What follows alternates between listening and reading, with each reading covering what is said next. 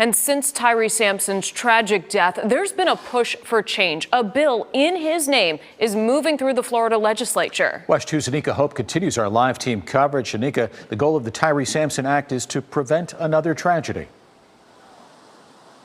That is exactly what we heard Tyree Sampson's mom and attorney say standing here. They talked about how excited they are that the Tyree Sampson Act could ensure multiple layers of safety, like seatbelts, for instance. But they also talked about how they're not completely satisfied with another bill moving forward. The goal of Florida Senate Bill 902 is to ensure nothing like what happened to 14-year-old Tyree Sampson ever happens again. Anything extra, I don't even think it's a such thing as extra, too much restraint or too much harnesses. We need it. It's needed. We should not put profit over people. And so that's why this is so important. For $50 or less, you put in an additional restraint that could have safeguarded the life of Tyree Sampson, and that's why that's so important. Orlando State Senator Geraldine Thompson is the sponsor of the bill known as the Tyree Sampson Act. The bill would increase safety regulations for permanent thrill rides, allowing inspectors to show up unannounced and requiring increased employee training to operate rides. An amendment to the bill would require that any ride more than 100 feet tall have seat belts in addition to any other kind of restraints. Sampson's mom, Nakia Dodd, said this was a critical addition when she visited the free fall site Wednesday.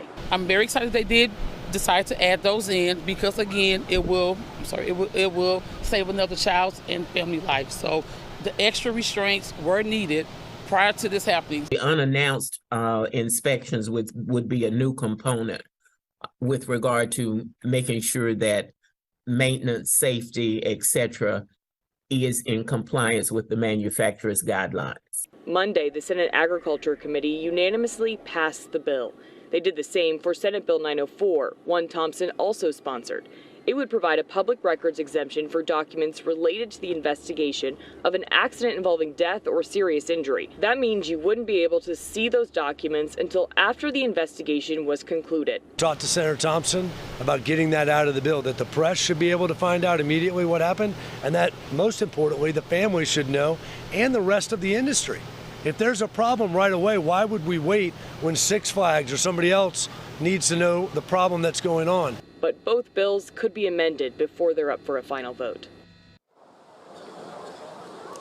Senator Thompson's office confirmed that the Tyree Sampson Act has moved on to the Appropriations Committee on Agriculture, Environment, and General Government. They're waiting to find out when it will be taken up on the agenda to be discussed. If it is passed, it would be in effect on July 1st.